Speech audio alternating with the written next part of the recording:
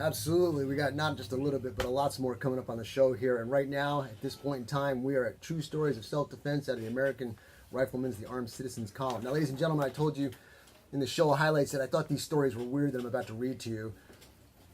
It's not really weird. It's how they wrote it. It makes you guessing. So let's start off with story number 1 here. Being a good Samaritan sometimes carries a risk of retaliation, but one Washington teenager didn't let that keep her from coming to someone's aid during an attack. The teen had checked on her neighbor after an early morning domestic assault. The adult woman's ex-boyfriend allegedly had threatened her with a knife, which prompted a call to police. In response, he vandalized a car and ran before the authorities arrived. The neighboring teen and her mother checked on the victim a couple hours later. When they returned to their home, they discovered the power was off. Since it had been across the street, the teenager suspected something was amiss, so she retrieved a .22 caliber pistol.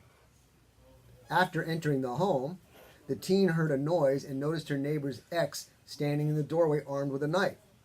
The fact that the teen had a gun wasn't enough to keep the man from taking a few swipes at her with the knife, but when she fired the gun, it sent him running. She missed her target, but the assailant was later arrested and faces charges associated with the attack. Can anybody pick up on what's bothering me on that story? Where did she get the gun? Yes, sir. Exactly.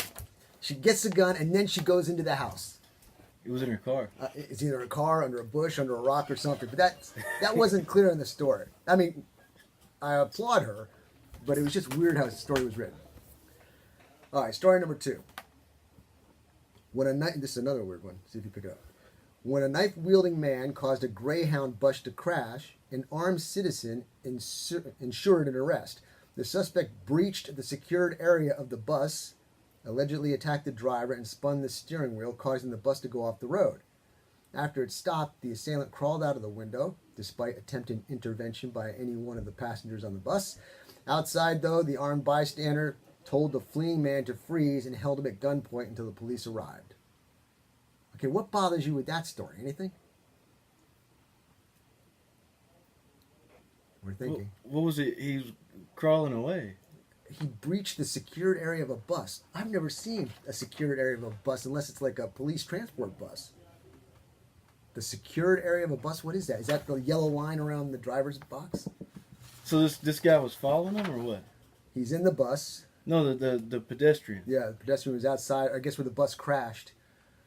The pedestrian sees what's going on, pulls his gun, and tells the person to stop. But the suspect breached the secured area of the bus. Whatever. It just sounds weird to me. Because the public buses that I've been on, the driver sits at the seat, the steering wheel, and there's like a white or yellow line that boxes in the walkway in his little driving compartment. So I'm thinking he breached that area, or do they now have cages on because of 911? What state?